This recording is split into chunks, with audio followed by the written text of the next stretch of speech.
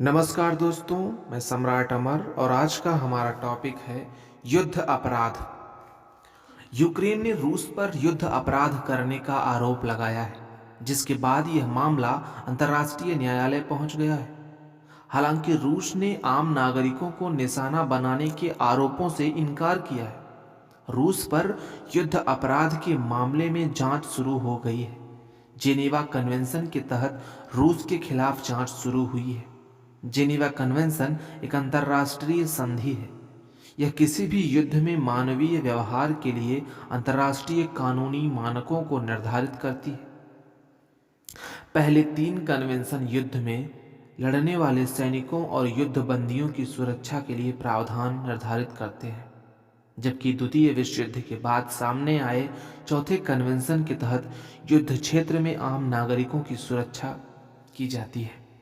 1949 में Geneva convention को रूस सहित संयुक्त राष्ट्र के सभी सदस्य देशों ने अनुमोदित किया था।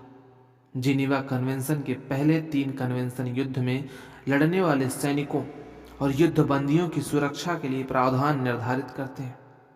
दूसरे विश्व युद्ध के बाद चौथा कन्वेंशन अस्तित्व में आया। इसके तहत युद्ध क्षेत्र के आम नागरिकों की सुरक्षा की जाती है। वर्ष 1949 के जेनेवा कन्वेंशन को रूस सहित संयुक्त राष्ट्र के सभी सदस्य देशों ने अनुमोदित किया था। चौथे कन्वेंशन में युद्ध अपराधों की परिभाषा निर्धारित की गई है। इसके तहत जंग के दौरान जानबूझकर हत्या शामिल है।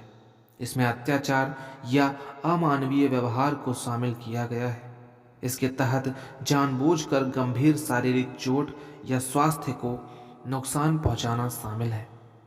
यूक्रेन युद्ध को लेकर अंतर्राष्ट्रीय अपराध अदालत के मुख्य अभियोजक ने कहा है कि कथित युद्ध अपराधों, मानवता के खिलाफ अपराध और नरसंहार के सबूत एकत्र किए जा रहे हैं। अदालत ने यह कदम 39 देशों द्वारा जांच की मांग उठाए जाने के बाद उठाया है। रोम अधिनियम। वर्ष 1998 का रोम अधिनियम भी सशस्त्र संघर्ष के क्षेत्र में एक महत्वपूर्ण अंतर्राष्ट्रीय संधि है।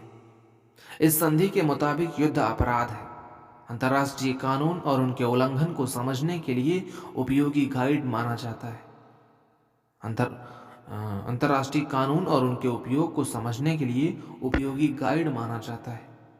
इसके तहत जानबूझकर आम लोगों पर सीधे हमले करना या युद्ध में जो लोग शामिल नहीं हैं उन पर जानबूझकर हमले करना अपराध की श्रेणी में रखा गया है।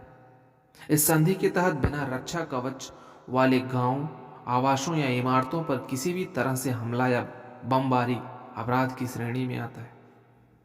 इसके मुताबिक अस्पताल, धार्मिक आस्था या शिक्षा से जुड़ी इमारतों को जानबूझकर निशाना नहीं बनाया जा सकता है। यह संधि कुछ हथियारों के साथ साथ जहरीली गैसों के उपयोग पर भी प्रतिबंध लगाती है।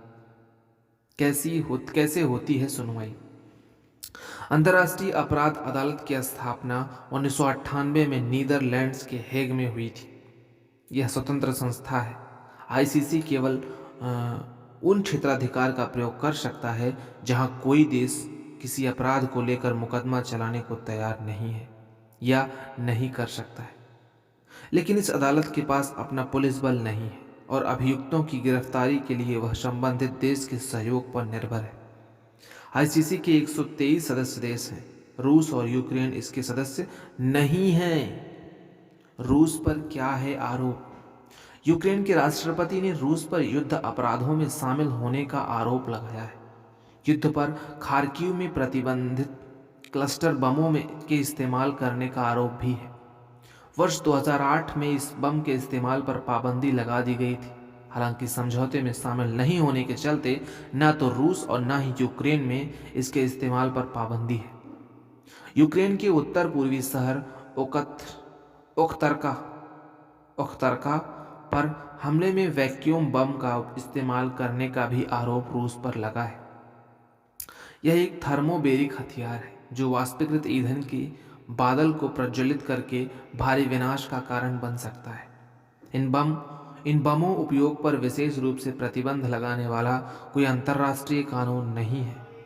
लेकिन यदि कोई कानून यदि कोई देश उपयोग करता है तो उसे 1899 और 1907 के हेग सम्मेलनों के तहत युद्ध अपराध का दोषी ठहराया जा सकता है।